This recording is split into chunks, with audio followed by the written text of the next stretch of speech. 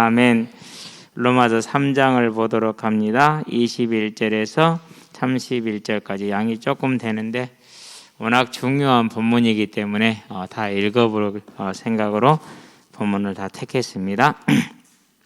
21절부터 31절 천천히 뜻을 생각을 하면서 함께 읽도록 합니다. 이제는 율법 외에 하나님의 한 의가 나타났으니 율법과 선지자들에게 증거를 받은 것이라. 곧 예수 그리스도를 믿음으로 말미암아 모든 믿는 자에게 미치는 하나님의 은이 차별이 없느니라. 모든 사람이 죄를 범하였음에 하나님의 영광에 이르지 못하더니 그리스도 예수 안에 있는 성령으로 말미암아 하나님의 은혜로 값없이 의롭다 하심을 얻은 자 되었느니라. 이 예수를 하나님이 그의 피로써 믿음으로 말미암는 한몫 제물로 세우셨으니 이는 하나님께서 길이 참으시는 중에 전에 지은 죄를 간과하심으로 자기의 의로우심을 나타내려 하심이니 곧 이때에 자기의 의로우심을 나타내사 자기도 의로우시며 또한 예수 믿는 자를 의롭다 하려 하심이라. 그런즉 자랑할 때가 어디 있느냐? 있을 수가 없느니라. 무슨 법으로냐? 행위로냐? 아니라 오직 믿음의 법으로니라. 그러므로 사람이 의롭다 하심을 얻은 것은 율법의 행위에 있지 않고 믿음으로 되는 줄 우리가 인정하노라. 하나님은 다만 유대인의 하나님이시냐? 또한 이방인의 하나님은 아니시냐? 진실로 이방인의 하나님도 되시느니라. 할례자도 믿음으로 말미암아 또한 무할례자도 믿음으로 말미암아 의롭다 하심을 하나님은 한 분이시니라. 그런즉 우리가 믿음으로 말미암아 율법을 파괴하느냐? 그럴 수 없느니라. 도리어 굳게 세우느니라. 아멘. 이신칭의입니다. 믿음으로 의롭다함을 얻다라는 거죠.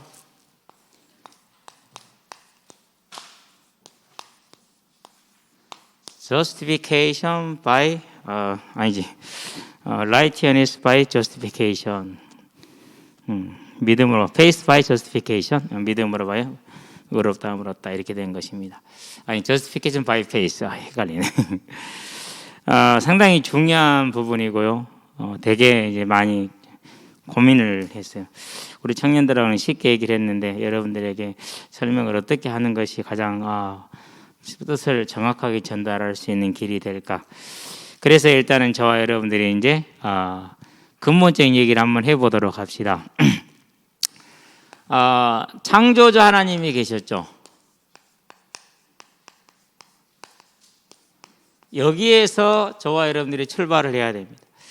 하나님이 하나님 되심을 선포한 게 뭡니까? 창세기에 보니까 1장 1절 태초에 하나님의 천지를 창조하시니라.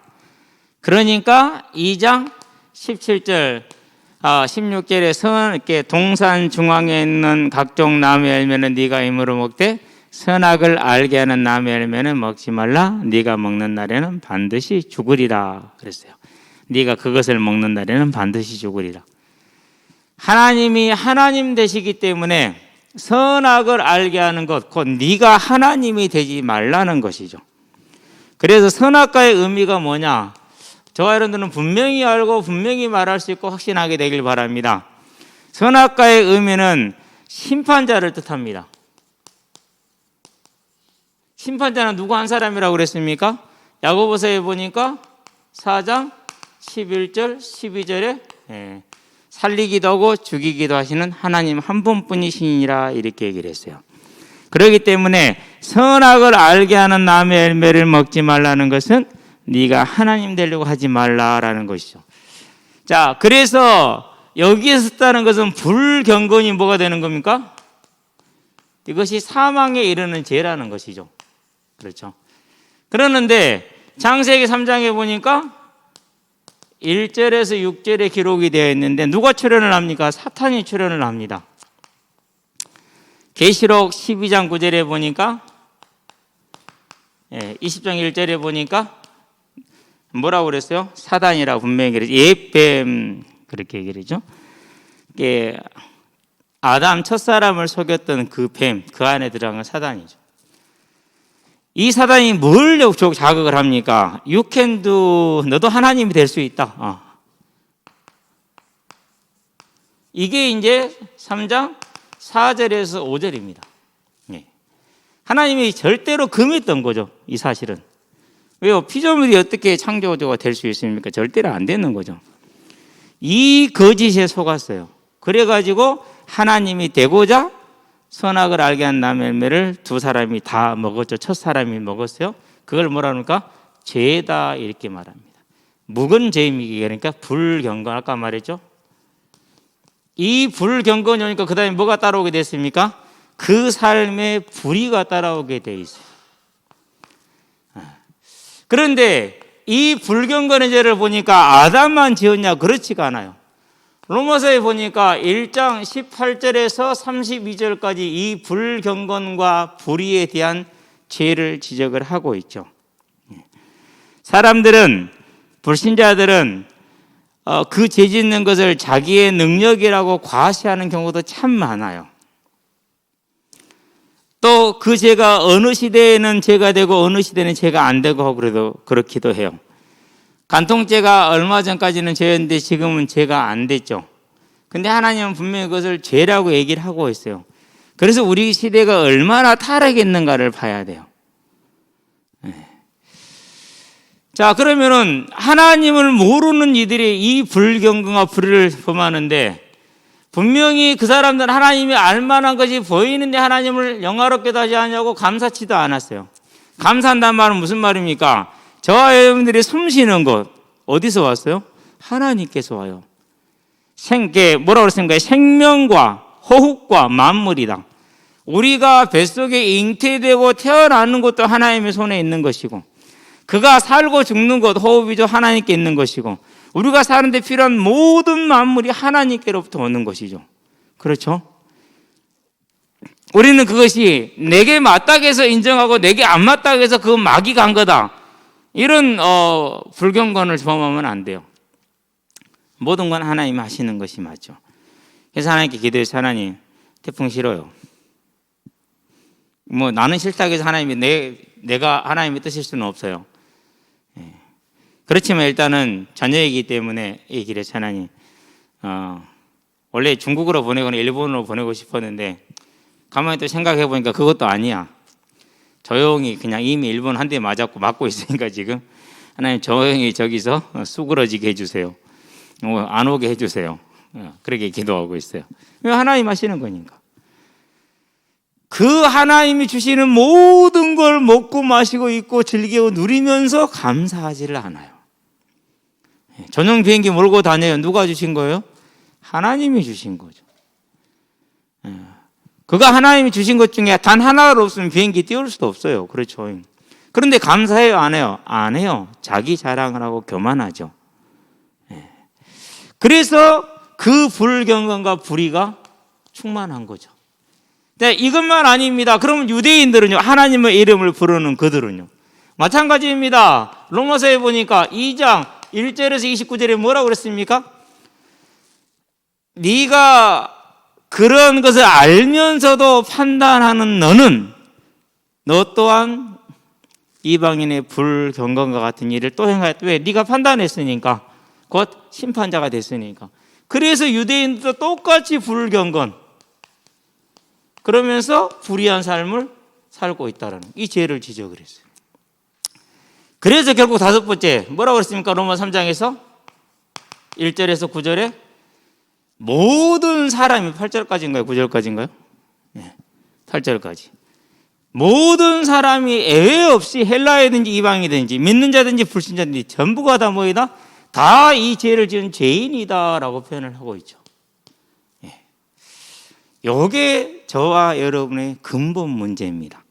즉, 모든 사람이 하나님을 경외하지 못하고 감사하지 못하는 것, 불경건의 죄. 그로 말미암은 불의의 죄. 그럼 유대인들은 무슨 불의가 있습니까? 두 가지가 있어요. 하나는 율법을 다 지키지 못하면서 지킨다고 이렇게 자만하는 거, 형제를 사랑하지 않고 정죄하는 거. 그게 이제 불의죠.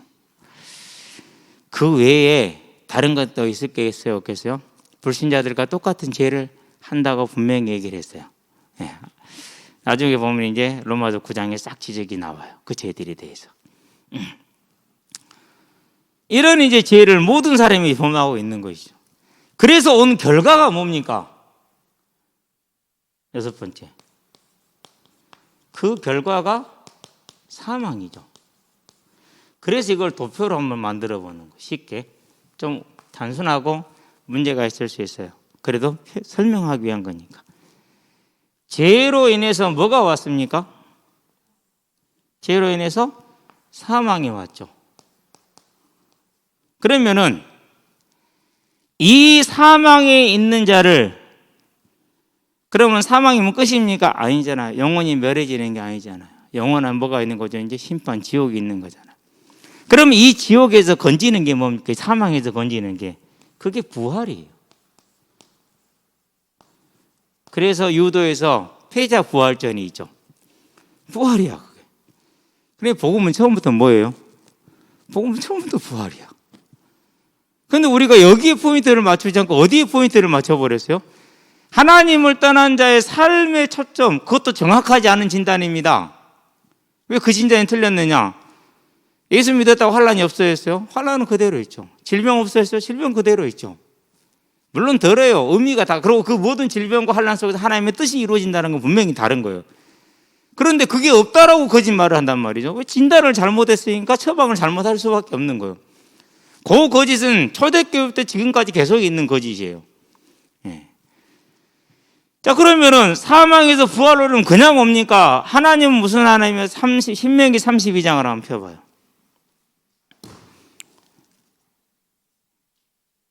신명기 32장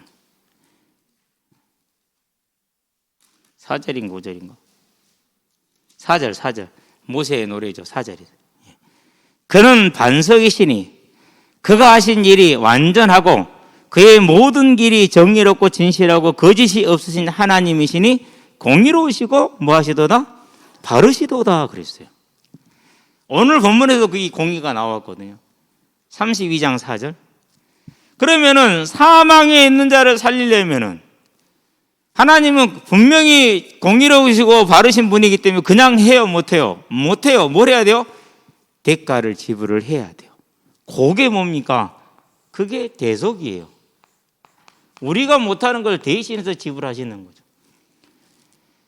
죄의 결과 모든 사람이 사망 아래 있고 그 사망에서 살리는 것이 부활인데 이것이 이제 부활인데 이걸 하려면 반드시 뭐가 이루어집니까? 대속을 이루어야 되죠. 그런데 이 대속을 우리가 이룰 수 있어요, 없어요? 이 대속을 우리가 이룰 수가 없는 거예요. 왜 이룰 수가 없습니까? 히브리서 보니까 10장 11절에 자, 제사장마다 자주 드리는 그 제사로는 항소와 염소하는 그 제사로는 죄를 없이 할 수 있다 없다? 없다. 왜 없습니까? 사람의 생명값이 안 되거든요. 그의 생명이 안 되나? 창세기 9장 6절 반드시 사람의 생명은 사람의 생명으로 지불이 돼야 등가의 원리. 그래서 신명기 뭐라고 그럽니까? 32장 4절 공의 하나님이기 때문에 그 대가가 지불돼야만 돼요. 그런데 이 대가를 지불할 수 있는 짐승의 피 가지고 하는 제사로 되느냐? 안 되는 거죠. 시편 49편에 뭐라고 그럽니까? 돈으로 된다고요? 안 된다고 얘기를 했어요. 사람의 선행으로 된다고요? 이사야 64장 6절에 안 된다고 얘기를 했어요. 그러면 사람의 가르침을 가지고는 사도행전 4장 12절에 사단 가르침도 될 수가 없는 건 뭐 당연한 거죠. 그러니까 사람으로서는 절대 할 수가 없어요. 왜? 하나님의 그 공의를 충족시킬 수 없기 때문에. 그래서 이 하나님의 공의가 우리에게 주신 길이 뭡니까? 우리를 사망에서 살리는 부활을 위해서 주신 길이 그게 창세기 3장 15절 여자의 후손인 것이죠. 그래서 이 여자의 후손을 바라볼 수 있도록 이스라엘 백성을 택하십니다. 창세기 12장입니다. 1절에서 3절 아브라함을 택했습니다. 그렇게 택한 아브라함에게 하나님이 뭘 주십니까? 출애굽기 20장에 보니까 4절부터인가 20장에 보니까 10계명을 주시죠. 그렇죠? 시내산에서 모여서 이스라엘 백성들에게 이제 십계명을 주시는데 20장에 찾아보시게 되길 바랍니다. 절수는 정확하게 기억이 안 나니까. 야, 17절까지. 3절부터 17절까지. 1절부터 17절 이렇게 합시다. 이게 이제 율법이에요. 율법의 근간이고 토대가 되는 것이죠. 그렇죠? 이 율법을 실행할 수 있도록 이제 하나님께서 각종 뭡니까? 이제 말씀을 주신 게 신명기라고 그냥 표현을 해 놓을게요. 네. 이건 이제 형식적인 것이죠. 네. 뭐는 규정을 하지 않았어요? 사람의 마음 속은 규정을 하지 않았어요. 물론 마음과 힘과 정성을 다하라고 했지만은 마음 그것을 정죄할 수 있는 길은 이렇게 하지 않고 일단 이 율법을 준행하면은 하나님이 뭐로 간주했어요? 이것을 믿음으로 간주하셨어요. 그것을. 그래서 구약에서는 이 언약을 믿고 그 믿는다라는 증표로 율법 곧 모든 것을 행하면은 그걸 믿음으로 간주를 해 주셨어요.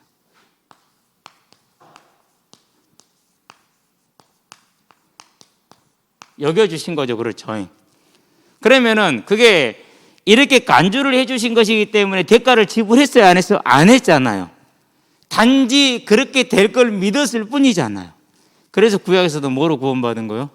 그래서 구약에서도 하나님의 선택과 그로 인한 믿음으로 구원받은 거예요. 이 두 가지. 구약도 그러니까 신약하고 달라요, 같아요? 다를 바 없어요.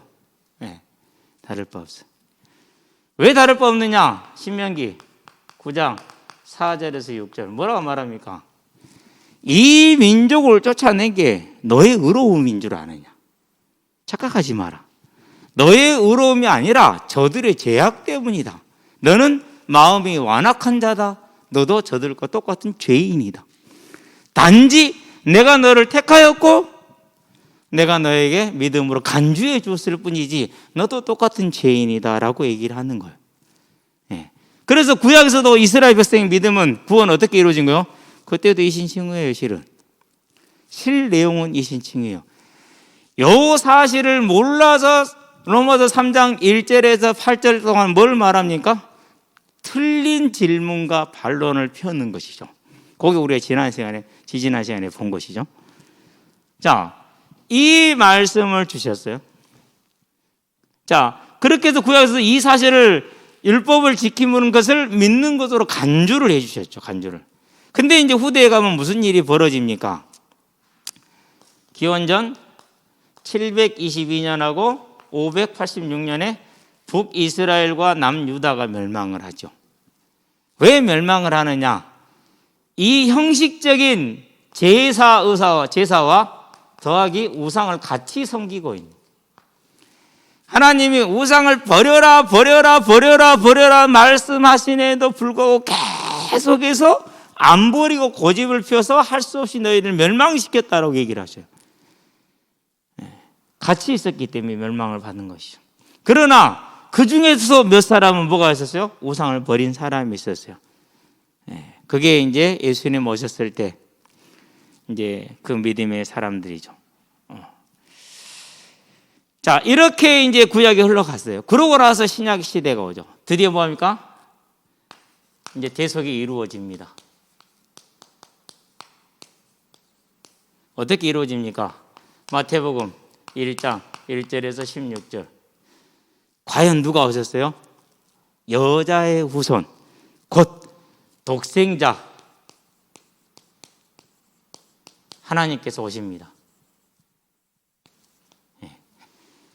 창세기 3장 15절에 여자의 후손이 너의 머리를 상하게 할 것이 너는 그의 발꿈치를 상하게 할 것이라는 말씀대로 남자가 낳고 나가다 42대에 이르러서 드디어 요셉과 정혼한 마리아에게서, 요셉이 낳은 게 아니라 마리아에게서 그리스도라 칭하는 예수가 나시니라. 여자 후손이 탁 나신 거예요. 얼마나 놀랍습니까? 그렇죠. 그래서 이게 그 성경을 배우면서 성경을 읽는데요, 여기에 딱 가니까는요, 창세기 3장 15절이 여기에 이대로 다 이루어져 있는 거죠. 여자의 후손으로 나셨다는 기록이 딱 못을 박아놨어요. 그러니까 성경이 구약의 척권과 신약의 척권이 하나로 묶어져 있는 거잖아요. 얼마나 놀라웠는지 몰라요. 지금도 놀라운 사실이에요. 그거 자체가. 어떤 사람들은 낳고 하니까 있다가 잠들어 버렸다고 그러는데 구원 못 받아서 그래요. 네. 죄송하지만 아마 구원 안 받았을 거예요. 본인의 마음의 평안을 위해서 뭔가 나에게 변화가 필요해서 그래서 교회라는 걸 선택했을 수 있어요. 물론 하나님의 그 뒤로 역사는 어떻게 될지는 모르겠어요. 그건 그때까지는 분명히 아닐 거예요. 근데 구원받고 성경을 보니까 그렇지가 않아요. 이 약속된 창세기 3장 15절의 여자의 후손이 과연 성취가 되었구나라는 것이죠. 그러면은 이렇게 여자의 후손 오신 예수님이 뭐여야 됩니까? 요한복음 19장 31절 뭐였어요? 드디어? 예. 테텔레스타이 다 이루었다. 외워. 요한복음 1장 29절 36절 세상 죄를 지고 가는 저와 여러분의 이 불경건과 불의의 죄를 지고 가는 하나님의 어린 양에는 두 가지 의미가 있습니다. 대속 제물의 의미가 있습니다. 화목 제물의 의미가 있습니다. 두 가지 의미를 가지고 있잖아요.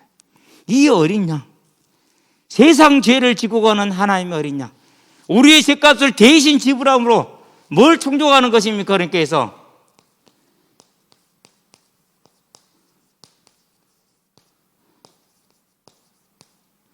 율법의 요구, 공의죠. 하나님의 공의. 율법의 요구를 뭐였어요? 충족했죠. 그래서 뭐 한 겁니까? 완성이에요. 폐기가 아니라 완성이에요. 그래서 구약의 다른 율법들이 이제 두 가지로 제가 나뉜다고 얘기를 했죠. 하나는 뭐죠? 형식적인 제의적인 것들 있죠. 다 이제 안 해도 괜찮아요. 그러나 삶에 지켜야 될 실질적인 내용이 있죠. 거룩함. 그건 뭐 해야 된다고 그러죠? 그것은 이제 여전히 살아있는 거로 얘기를 하는 거예요. 율법의 요구가 충족이 됐어요. 완성이 된 겁니다. 우리의 힘으로 한 게 아니라 누구의 힘으로 한 거예요? 하나님의 힘으로 한 거예요. 이것을 뭐라고 그래요? 하나님의 의라고 그래요.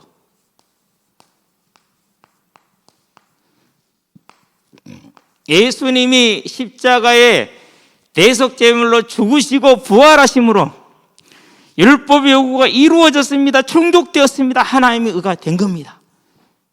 이것을 뭐 할 때요? 이것을 믿을 때 요한복음 1장 11절에서 12절 에베소서 2장 8절에서 9절 갈라디아서 2장 16절 나한테 율법을 지켜야 구원받는다. 내가 그렇게 설교를 했다고 그러는데 저는 단 한 번도 그런 얘기를 한 적이 없어요. 율법의 본 의미를 살렸을 뿐이지 그런 얘기는 어떻게 합니까? 그 불가능한 얘기죠. 오해하면 안 되죠. 거짓말하면 안 되는 거고요. 있지도 않은 얘기를 하지도 않은 얘기를 했다고 그러면 말이 안 되죠. 물론 그것뿐만이 아니에요. 수많은 얘기들이 있기는 해. 중요한 건 뭡니까? 저와 여러분들이 오직 이 하나님이 우리를 대신해서 십자가에 죽으시고 부활하신 그 예수님의 대속에 죽음과 부활을 뭐 할 때요? 죽음과 부활로 충족되어진 하나님의 의를 오직 믿을 때. 근데 더 중요한 것은요, 이 믿음도 뭐 한 것이었어요? 내가 한 게 아니야. 누구로 말미암은 거예요? 주님으로 말미암은 거예요. 그래서 창세기 25장 26절인가요? 두 민족이 네 뱃속에 싸우는구나. 말라기 1장 2절 3절 로마서 9장 7, 8, 9, 16절 6절부터인가? 앞에도 봐야 돼요. 1절부터 봐도 상관은 없어요. 16절까지.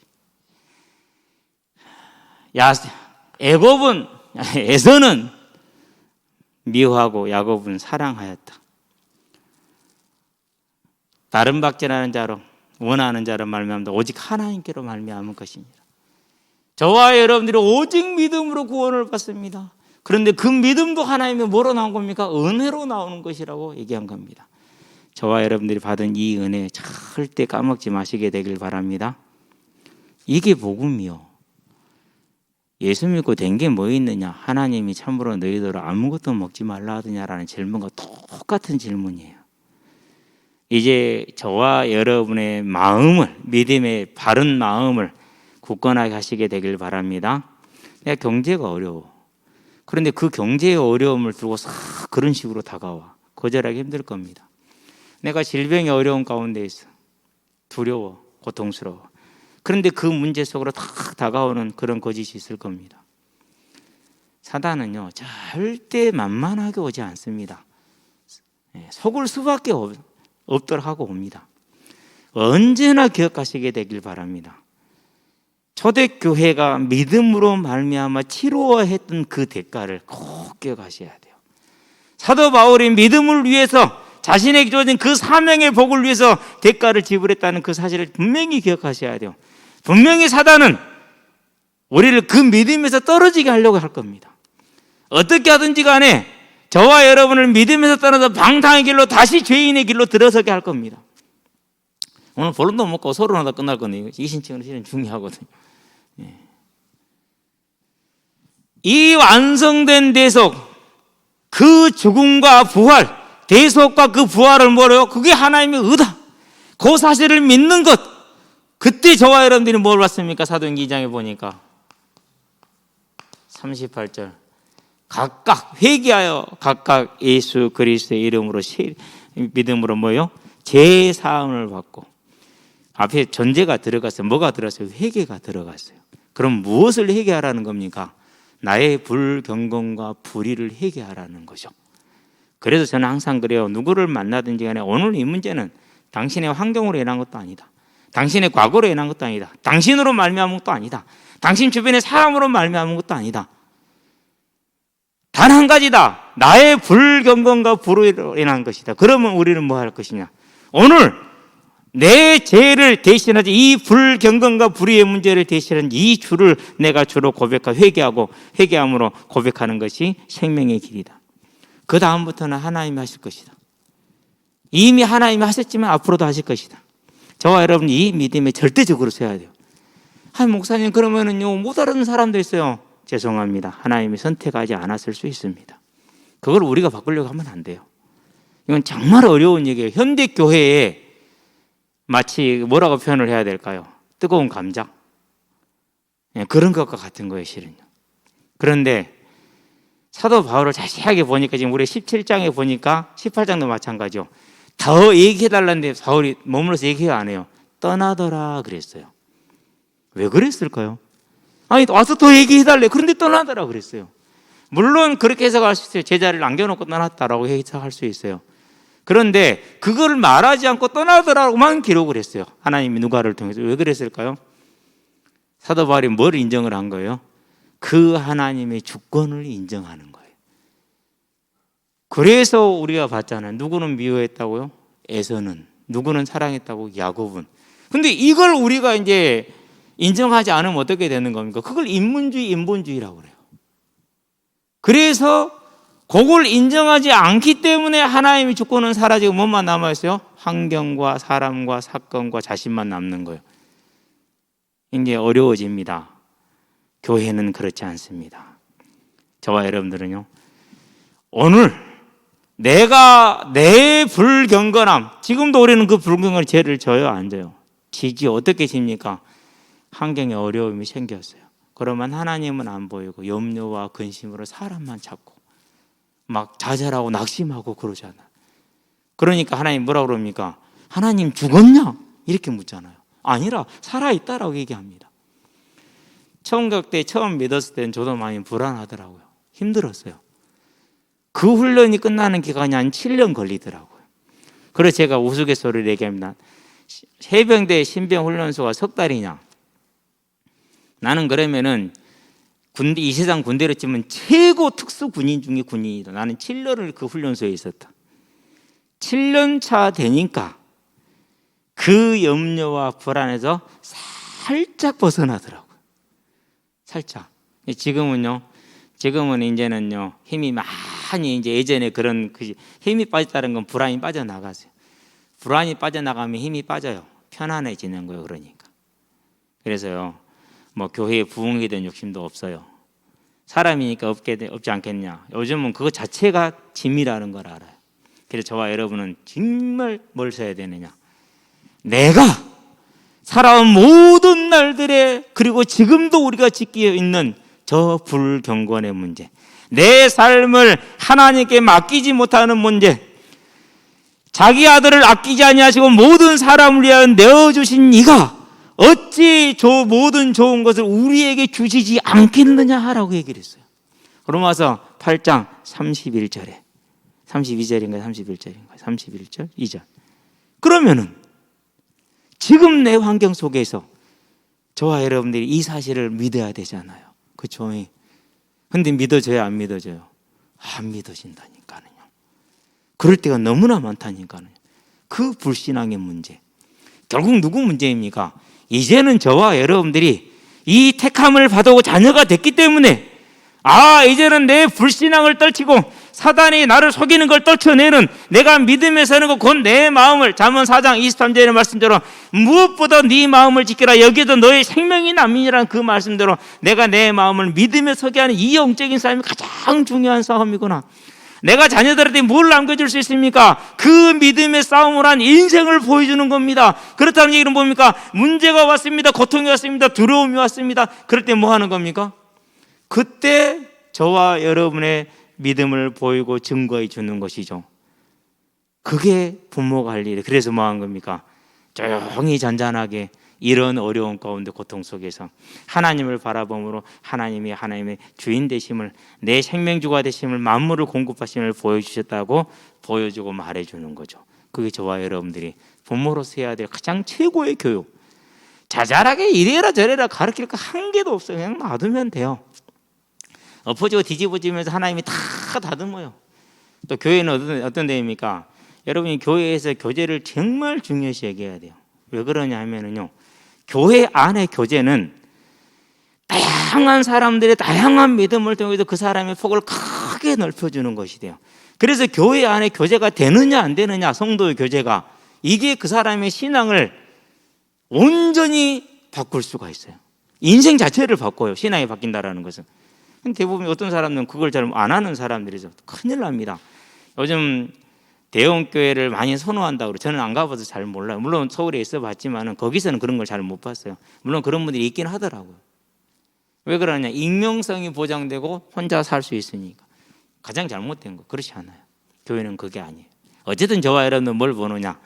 이제 이 믿음까지도 우리에게는 은혜로 와 있다는 걸 잘 기억하시게 되기를 바랍니다. 자, 그러면은 하나님이 모든 걸 이루시어 모여서 저와 여러분들에게 주셔서 뭘 완성하겠다고요? 우리 힘으로는 할 수 없는 율법을 이루겠죠. 그래서 사도행전 13장에서 뭐라고 그럽니까? 다시 한번 나오겠죠?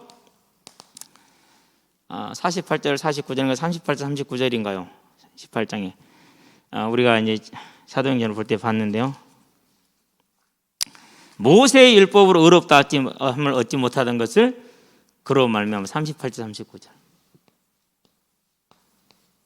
얻게 되는다, 이렇게 율법을 완성하는 거예요. 그래서 오늘 보니까 로마서 3장 31절에 율법을 폐하느니라 아니라 율법을 뭐하느니라 완성하느니라. 하나님의 공의를 충족하는 그 대소, 그것을 지금 3장 21절에서 31절까지 지금 말하고 있는 겁니다. 그러면은 이것을 바탕으로 해놓고 설명을 하면은 쉽게 들어갈 수 있습니다. 자, 21절.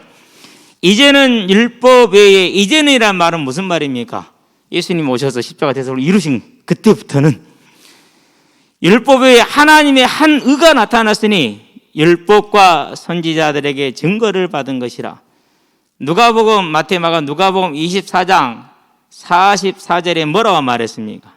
모세의 글과 선지자의 글과 시편에 나에 대하여 기록된 것이 이루어지려 한 것이 이것 아니냐라고 설명해 줍니다. 모세의 글 5권을 말합니다.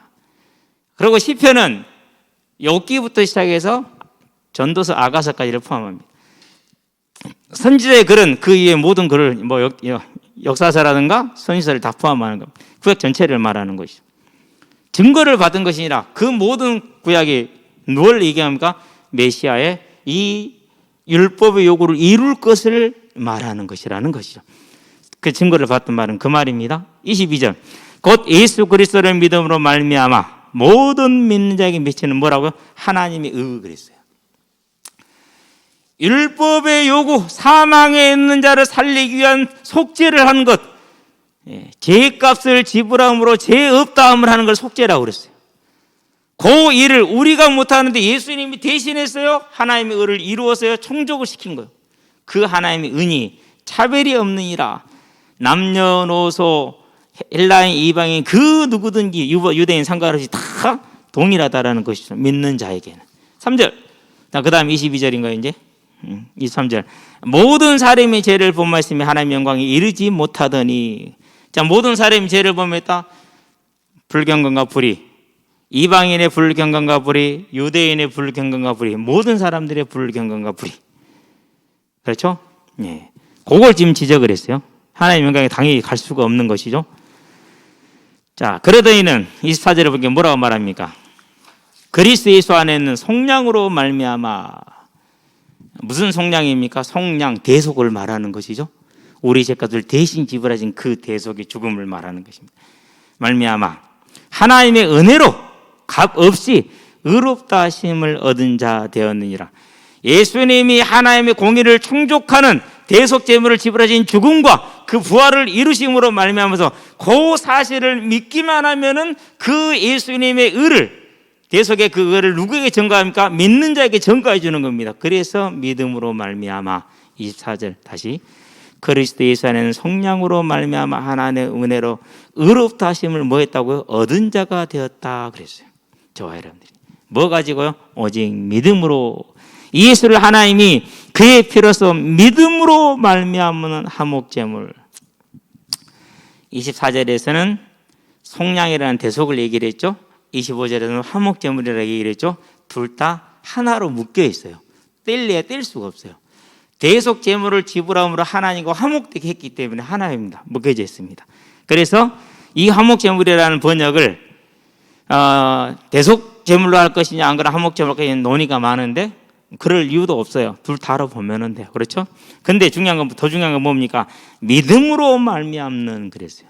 그래서 이신칭의가 되는 겁니다. 25절. 곧 이때에 자기의 의로움을 나타내사 자기도 의로우시며. 하나님은 공의로운 분이죠. 그 공의로운 분이 뭘 지불하셨어요? 율법의 요구인 대가를 지불하셨으니까 하나님의 의로움을 분명히 나타냈죠. 그리고 이 사실을 믿는 자에게 의를 전가시켰기 때문에 믿는 자 또한 의롭다 할 수 있는 것이죠. 그걸 지금 25절이 표현을 하고 있는 겁니다. 26절. 또한 예수 믿는 자를 의롭다 하려 하심이라. 믿음으로 말미암아 구원하려 하심이라. 라는 하나님의 완전한 공의를 선포하는 것이 되는 겁니다. 27절. 그런즉 자랑할 때가 있느냐? 있을 수 없느니라. 무슨 법으로냐? 행위로냐? 아니라 오직 믿음의 법으로니라. 그래서 신명기 9장 4절에서 6절. 너희 의가 아니라 저들의 죄악 때문이다. 너희도 마음이 완악한 자니라. 라고 분명히 얘기를 했습니다. 에베소 2장 8절 9절. 우리가 그 은혜를 인하여 믿음으로 말미암아 구원을 받아서 이는 하나님의 선물이라. 행위에서 난 것이 아니니 아무도 자랑하지 못하게 하려 함이라. 라고 얘기를 하고 있죠. 갈라디 2장 16절. 우리가 율법을 지켰으냐? 아니라 믿음으로, 의롭다 하는 믿음으로 예수를 우리가 믿는 믿음에 선다. 그래서 내 안에 율법을 행하던 그 모든 걸 다 내려놓고 오직 예수를 믿는 믿음에 섰다가 갈라디 2장 20절이에요. 내가 어떤 게 도를 쌓는다라는 것이 아니니까 그런 것이 아니고. 근데 우리는 유교적이고 도가적인 그런 풍습이 있어가지고 그걸 그런 식으로 해결하더라고. 다 그렇게 하더라고. 한 번도 예외 없이 지금까지. 예외를 못 봤어요. 제가 물론 견문이 좁아서 그럴 수도 있어요. 근데 갈라디 2장 20절은 갈라디 2장은 누구를 책망하는 겁니까 지금? 베드로를 책망하는 거예요. 어떤 베드로를 책망하죠? 분명히 베드로도 사도행전 10장에 고넬료 집을 통해서 하나님이 이방인을 구원하는 걸 봤습니다. 11장에 인정하는 걸 했습니다. 그래도 본인도 그렇게 주장을 펴니다. 15장에 물론 당연히 믿음으로 하는 것에 주장을 폈습니다. 그럼에도 불구하고 뭐 하지를 못했어요? 완전하게 하지를 못했어요. 그래서 야고보에게서 사람이 온다는 말을 듣고 이방인 함께 도망을 갔어요. 숨었어요. 피했어요. 그래서 뭘 준 거예요? 유대인의 그 외적인 의식에 바나바까지 물들게 했다. 교회 전체가 지금 뭐하게 된 거예요? 이신층의 이 교리가 무너진 거예요. 지금 큰 일이 났죠. 그래서 승계 갈라디아서 2장 11절부터 21절이요. 그러면 거기서 말하는 2장 20절은 뭘 뜻하는 겁니까? 율법을 지켜서가 아니라 우리가 이루지 못하는 그 율법 요구를 예수님이 대신 이룬 것은 믿음으로 의롭다 한 것 아니냐. 그래서 우리 예수를 믿는 것 아니냐. 그래서 오직 이 예수를 믿는 믿음에만 내가 서는 것이 다른 걸 자랑할 것이 하나도 없다라고 말하는 것이 2장 20절이 저와 여러분의 인격적인 수련을 뜻하는 게 아니에요. 분명히 하셔야 됩니다. 자, 그래서 자랑할 데가 없다. 있을 수 없느냐. 무슨 법으로냐. 행위로냐. 아니라 오직 믿음의 법으로니라. 그래서 이 신칭을 라는 것입니다. 그러므로 사람이 의롭다 하심을 얻는 것은 율법의 행위에 있지 않고 믿음으로 말미암아 되는 줄 우리가 뭐하노라? 인정하노라. 오직 믿음으로 구원을 받는 것이라. 예. 자, 29절. 하나님은 다만 유대인의 하나님이시냐? 또한 이방인의 하나님은 아니시냐? 진실로 이방인의 하나님도 되시느니라 그랬어요. 왜 그렇습니까? 당연히 믿음으로 구원 얻으니까 누구든지 믿으면 되잖아요. 차별이 없느니라 분명히 얘기를 했잖아요. 그렇죠? 예. 그런데 이 유대인들의 선민의식이 어떻게 발생이 되느냐? 적장시대에는 없었다고 보는 것이 맞아요.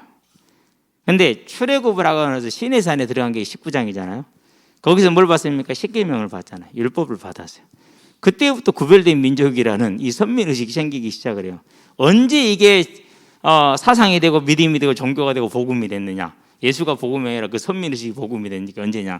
그게 이제 헬라시대 기원전 331년부터 143년 이때를 헬라시대라고 그래요. 요 시기. 그럼 이 시기는 어느 시기죠 지금? 바벨론 포로기에서 돌아와서 로마에 속국되어 있는 그런 시기예요. 그런 시기에서 이제 견고하게 그게 굳어지죠. 그래서 또 저항운동이 강력하게 일어나는 거예요. 이제 저항운동이. 그때 이 선민의식이 다 굳어졌어요. 그래서 이방인들 에스노스라고 해서 경멸의 표현으로 썼어요. 에스노스, 에스닉이라는 민족이라는 뜻이잖아요. 그렇죠? 그러니까 유대인을 제외한 다른 종족들은 이제 경멸의 의미로 우리는 선민, 너희는 잡것들 이런 식으로 쓴 그게 에스노스예요. 그 단어가. 그게 이제 영어에서는 에스닉이라는 이제 이런 단어로 이제 같이 어원을 같이 하고 있는데요. 그렇게 된 거죠. 그때까지는 그 전에는 그렇지 않았는데 이때 굳어진 것이죠. 그게 지금도까지도 유지가 되고 있고 예수님 당시에도 유지가 되고 있었고 그래서 그것이 베드로도 바나바도 예루살렘 교회도 한계를 드러낸 것이고 그리고 갈라디아 교회까지도 그런 한계를 드러낸 것이고 그래서 뭐가 없다고 갈라디아 교회는 칭찬이 없어요. 평안을 바라는 게 해주는 게 없어요. 무중만 했어요. 사대교회처럼 그런 이제 갈라디아에서 특징을 가지고 있는 것입니다. 자, 30절.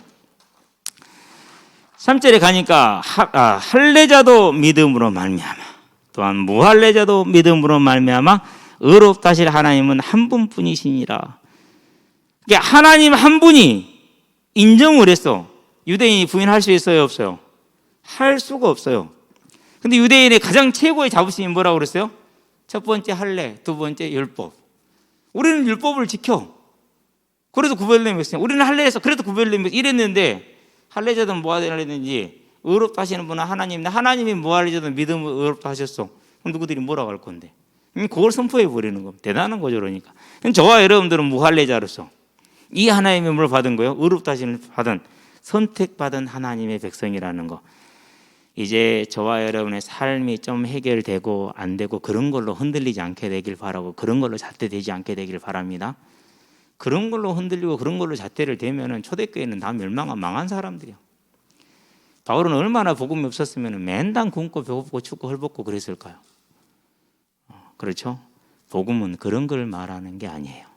그래서 고린도전서 15장 19절에 다만 우리가 이 세상의 삶을 바라는 자들이라면 오늘 내게 있는 문제, 내가 필요한 걸 채우는 그런 사람들이라면 우리가 가장 불쌍한 자이다. 왜요? 믿음은 부활에 있는 것이지 이 땅의 삶에 있는 것이 아니기 때문이라고 말하는 것이죠. 저와 여러분들이 이 사실에 굳건하게 붙으시게 되길 바랍니다. 그래서 내 삶에 있는 어려움과 답답함들이 있을 것입니다. 그것들에 눌리지 말고 그것들에 밀리지 마시고 이제 하나님이 나를 선택해서 하나님의 자녀 삼아 주셨다는 이 사실을 굳건하게 하는 저와 여러분은 믿음의 마음 굳건하게 지키시기를 주의 여러분을 축원드립니다. 그래서 근신하라 깨어라 너희 대장 마귀가 우는 사자와 같이 삼킬 자를 찾으러 다닌다고 그랬어요. 마태복음 24장 24절에 보니까 할 수만 있다면 믿는 자라도 그 믿음에서 떠나게 하려고 한다고 그랬어요. 그게 거짓 선지자의 특징이라고 그랬어요. 고린도후서 11장에 보니까 뭐라고 그랬습니까? 사단도 거짓 천사로 가장한다고 그랬어요. 교회 안에 들어오는 겁니다. 그래서 예수 이름으로 말하는 겁니다. 저와 여러분이 가장 약한 부분을 건들 겁니다. 가장 간절히 바라는 걸 건들 겁니다. 인간적인 한계를 건들 겁니다. 저와 여러분들은 성령의 은혜로 이 사단의 유혹과 거짓에서 굳건하게 버티고, 더 중요한 건 뭡니까? 이제 저 어두워진 이 세상 가운데 얼마나 난리와 난리의 소문이 지금 돌고 있습니까? 기후 변화에 대해서 예측을 했어요. 오래전에. 근데 그대로 지금 일어나고 있어요. 그래서 가뭄 드라이한 지역을 쫙 표시를 해놨는데 중국 이쪽으로 해가지고 그대로 지금 중국 남부는 난리예요. 지금 식량 생산이 10분의 1로 줄었어요. 대한민국 정부가 역대적으로 가장 못한 게 뭐 있냐? 농업을 주된 산업으로 보지 않고 소멸 산업으로 봤어요. 가장 정말 역대급의 실수예요. 지금 정부도 비슷해요. 근데 이제 이번에 파키스탄이 지금 남부지방 곡창지대거든요. 중국 남부지방 곡창지대거든요. 우크라이나 곡창지대거든요. 어떻게 됩니까? 식량 안보는 심각한 문제가 됐어요. 이제. 네. 이번에 발생한 태풍도 지금 그 영향이에요. 그 영향 그대로 지금 발생이 됐어요. 그래서 파키스탄에서 내린 비가 성서에서나 나올 노아의 홍수를 지금 뜻하는 겁니다.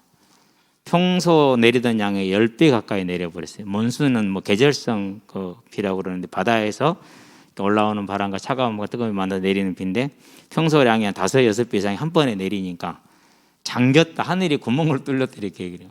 1,100명이 지금 현재까지는 그래요. 3,300만 명. 파키스탄 인구 세계 전 세계 5번째요. 첫 번째가 중국, 인도, 미국, 인도네시아, 파키스탄 그래요. 3억 명 가까이 돼요. 3억 한 3천만 명 가까이 되거든요. 인도네시아가 3억 한 5천만 좀 넘고 이래 된단 말이죠. 그런데 거기서 지금 3,300만 명이 이재민이에요. 어마어마한 규조가 지금 일어났죠. 상상을 한번 해보면 사람이 물을 부어서 할 수 있습니까? 누구만 할 수 있는 일이에요? 하나님만 할 수 있는 일. 그래서 어저께 뜬 무지개를 그냥 톡에 올릴 때 창세기 9장을 계속 올린 이유가 그거예요. 하나님의 약속. 저것은 하나의 징조일 뿐이 절대 저거로는 망하지 않아요. 물 가지고는 하나님이. 저와 여러분 이 말세에 대해 교회 안에 반드시 거짓 선지자들이 준동을 할 수밖에 없어요. 그 준동의 모습이 우리가 구분하게 하시면 되겠죠. 그러나 우리가 가장 구분하기 어려운 저와 여러분 인생의 가장 어려운 문제 그런 걸 가지고 파고들 거예요. 그럴듯한 논리를 가지고 파고들 거예요. 저와 여러분들은 그 모든 것 속에서 내가 이 부활의 생명에 참여한 하나님의 의를 선택받아 믿는 자가 됐다는 요 생명에 사람이 천하를 주고도 자기 생명을 얻으면 무엇이 유익하려? 제일 유익한 걸 거뒀잖아요. 제일 좋은 걸 잡았잖아요. 뺏기지 마시게 되길 바랍니다. 뺏기지 마세요. 삶이 고난스럽습니까? 바울의 삶을 한번 상상해 보시기 바랍니다. 거기에 비하면은요 완전 저와 여러분들은 그야말로 호강이 뭐라고 그러죠? 초쳤다고 그러죠. 진짜 호강이 초친 사람이에요. 오늘도 밥 먹다 그런 얘기를 했어요. 그 밥 위에 올려놓은 호박잎 올려서 개떡 만들었던 얘기. 주변에 아무도 아는 사람이 없어. 사모도 그런 거 모른대. 나만 아는가 봐. 그럼 그러던 시대에 얼마나 그렇습니까? 우리 은행에 식빵을 만들어가지고 학교에서 오늘 나 만들었는데 한 번도 안 먹어봤네. 먹어봐야지. 지가 만들었고 지가 안 먹어봤어.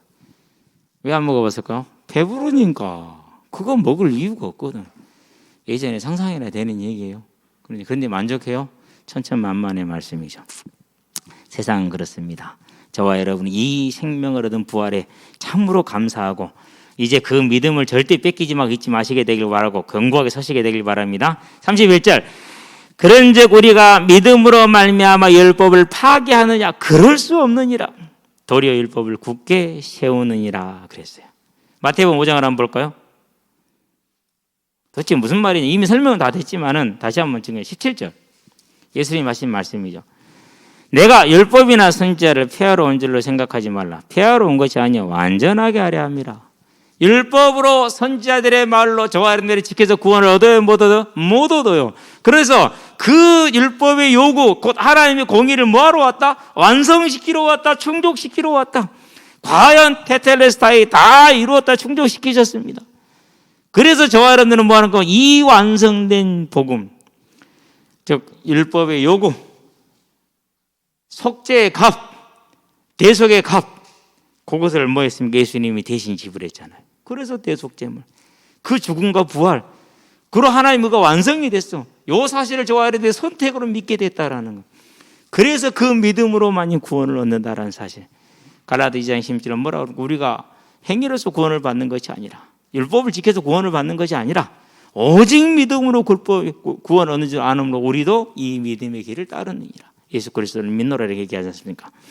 저와 여러분들이 이 예수를 믿음으로 구원을 얻었다는 걸 기억하시고, 모세의 율법으로 구원을 얻지 의롭다함을 얻지 못하는 일에 이 사람으로 말미암아 의롭다함을 얻느니라는 사도 바울의 그 복음의 선포, 사도행전 13장 39절의 그 말씀처럼 이제 저와 여러분들이 오직 믿음으로 의롭다함을 받아서 하나님의 자녀가 되고 이 부활의 약속에 참여한 자가 됐다라는 이 사실에 오늘 기뻐하며 감사하시게 되길 바랍니다.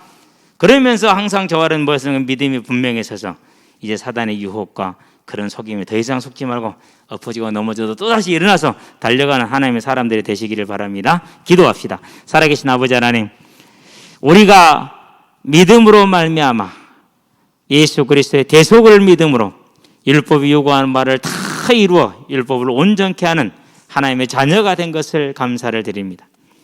우리가 하나님의 자녀가 되었으니 이제 율법을 다 지킬 수 있는 것도 아니고 이제 율법이 다 폐해진 것도 아니라 이제 하나님과 하나 돼서 하나님을 기쁘게 하며 하나님을 기뻐하며 하나님과 화평을 누리는 자의 삶으로 세워질 수 있도록 주님 역사하셔서 이제는 내 뜻이 아니라 하나님의 뜻을 바라보게 하시고 내가 원하는 것이 하나님의 나라를 바라보는 삶을 살게 하시고 이 땅을 바라는 것이 아니라 내 소망을 가진 삶을 살게 해주시고 내 능력에 좌지우지되는 것이 아니라 내 능력에 기뻐하며 좌절하는 것이 아니라 오직 성령의 능력에 의지하는 예배와 기도와 현장 가운데 설 수 있도록 주님 우리를 붙들어 주셔서 남은 우리의 삶이 더욱더 하나님의 나라를 위한 복된 삶으로 더 좋은 부활을 이루하는 삶으로 세워질 수 있도록 주님 붙드시고 인도하여 주시기를 그리스도신 예수의 이름으로 기도합니다. 아멘.